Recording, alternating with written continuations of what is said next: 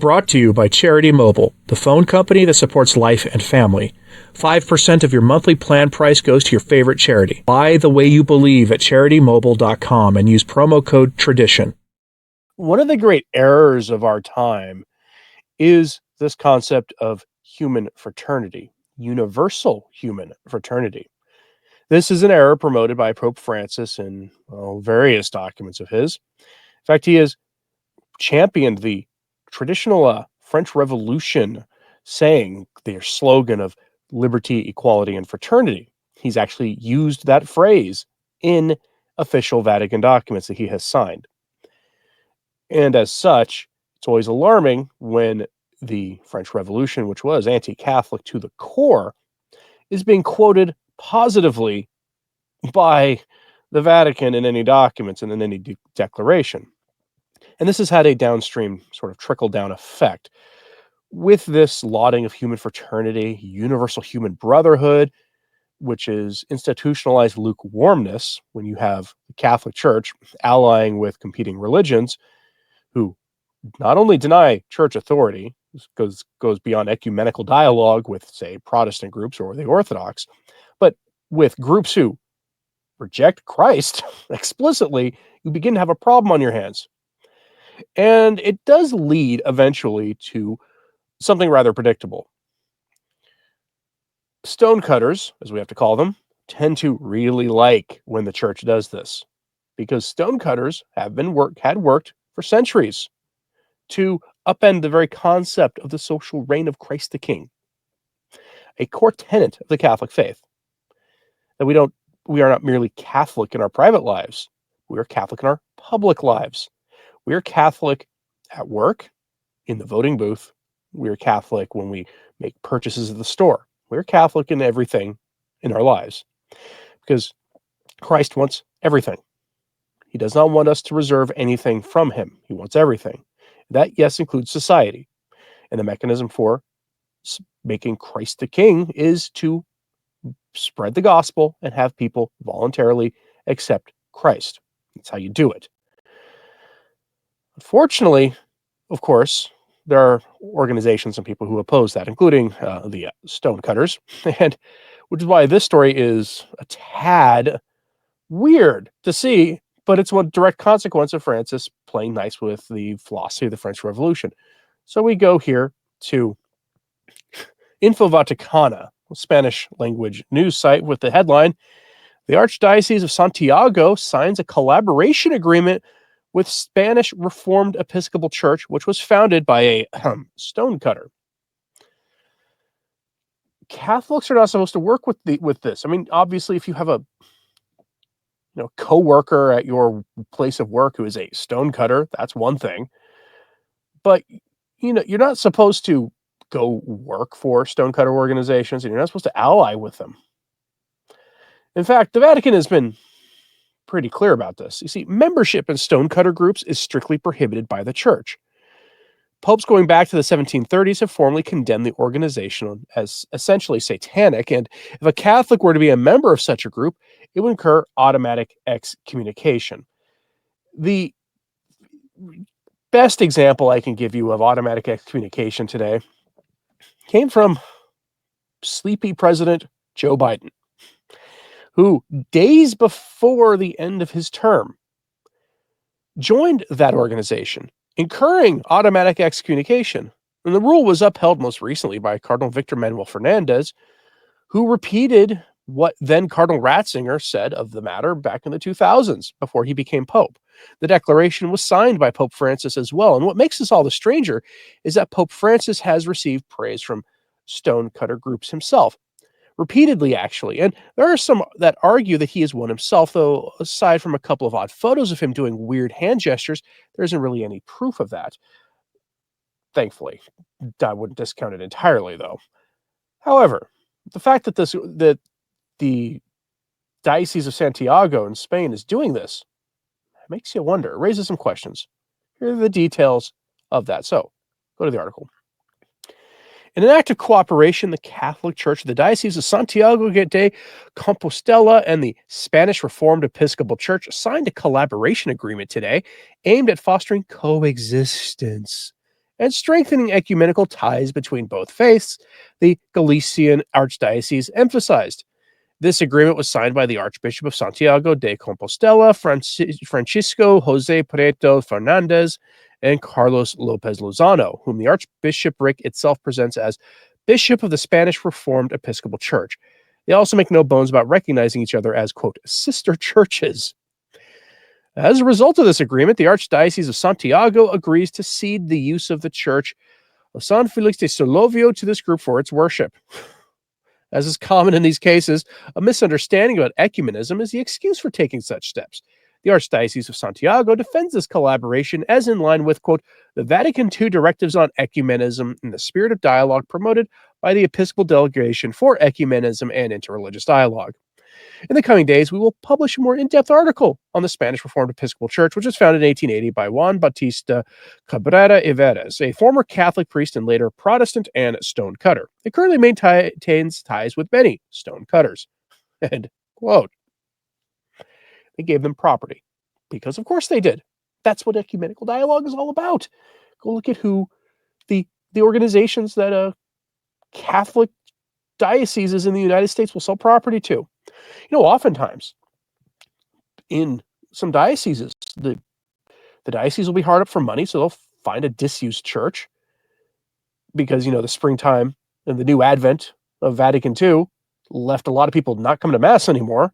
So a lot of parishes had such low attendance that they essentially mixed a bunch of parishes together and closed a few of them down. And when this happens, the dioceses don't do the logical thing. You see, the SSPX and other or the FSSP and other organizations often want to purchase or have laity purchase or have access to the building to offer the Mass, and the dioceses won't sell them to the SSPX. They would rather sell them to the followers and worshipers of the Crescent Moon and its false prophet, another chosen group you can't dare criticize mainstream social media platforms.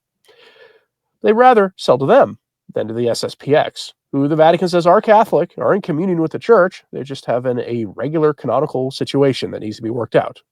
It's their business to work it out. And they won't invite the FSSP in to keep the property for the diocese, invite the FSSP in. Oh, how dare you? You wouldn't dare to do that. Because they actually really value this human fraternity nonsense. I'm going to give you an example of this. This isn't the first time that the church, in quotes, has worked with organizations that are declared enemies of it. We go here to Tradition in Action, where we learn that, boy howdy, the stonecutters love them some Pope Francis. In fact, they love him so much that they've praised him. I'll give you two examples here. The first is from, again, Tradition in Action with this headline, Argentine Stonecuttery salutes Pope Francis. Now, here on this art website, they publish two very short missives from the stonecutters. Both are saying they're basically the same thing. So I'm just going to give you one of them here. And you're going to see the reason that they love him so much.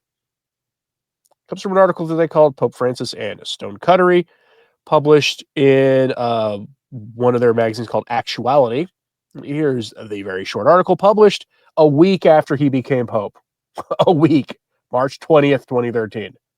Quote, last March 13th, the members of the College of Cardinals who were gathered in Vatican City elected the Argentine Jorge Mario Bergoglio as the new Pope of the Catholic Church. Bergoglio, who took the name of Francis after his election, is the first American to occupy this office. He was Archbishop of Buenos Aires before his election.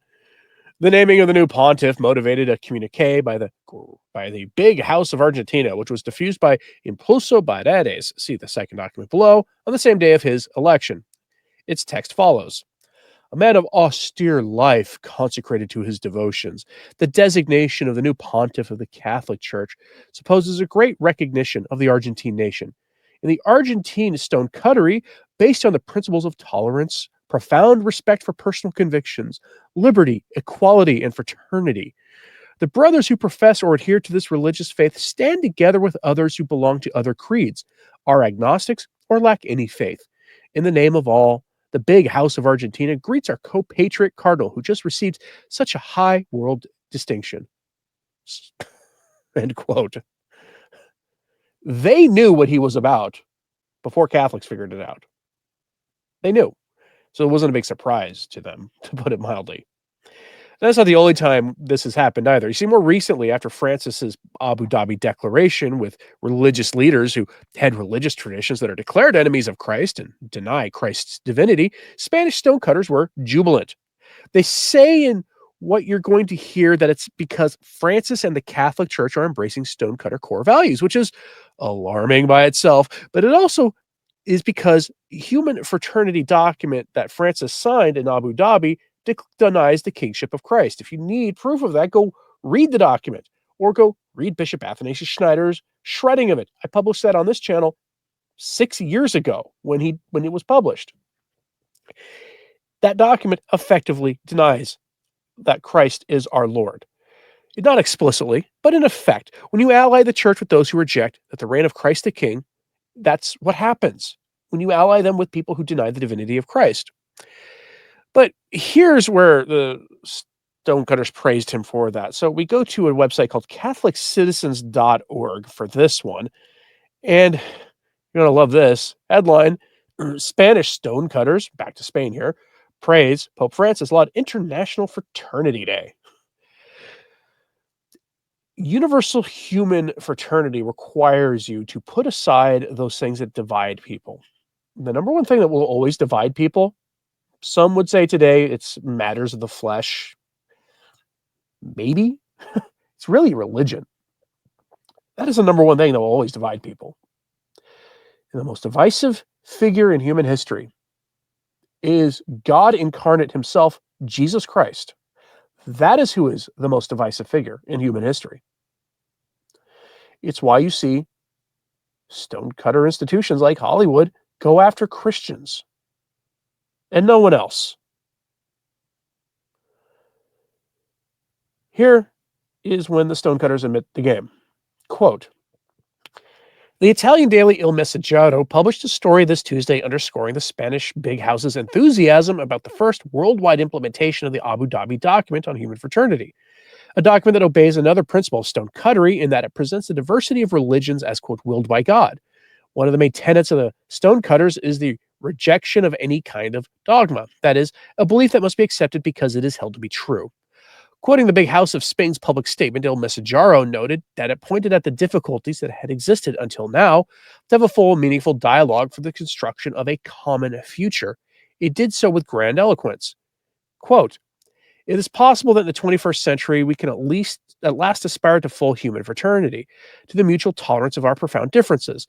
Will we be able among all of us to build this dream? Universal stonecuttery holds its breath before the giant step taken by humanity on February 4th. When for the first time in its history, the world celebrated the International Day of Human Fraternity. In these dark days, what happened on February 4th is a ray of hope, the first stone to transform the world into a temple of fraternal love that can accommodate us all. End quote. Yeah. You know that materialist false gospel I keep harping on about it coming out of Rome? It's stonecutter in nature. Not saying Francis is a member of the stonecutters. He doesn't have to be officially a member of the stonecutters. He doesn't have to be, because he, like most people in the Western world today, are spiritually members of that organization. They agree with most everything that they say. Liberty, equality, fraternity. It's the core of the Western experience these days. You wonder why society is in the state that it's in. Let me know what you think of this in the comments, please. Like and subscribe if you haven't. It certainly helps. So does sharing this on social media. That helps too. If you've ever thought about supporting the work of Return to Tradition, there are options in the description box below, things like Patreon, Subscribestar, or that join button. It does help keep these daily messages coming. All those options are asked for by viewers like you, and it does help a lot and is greatly appreciated. As always, pray for the church. I'm Anthony Stine. Ave Maria.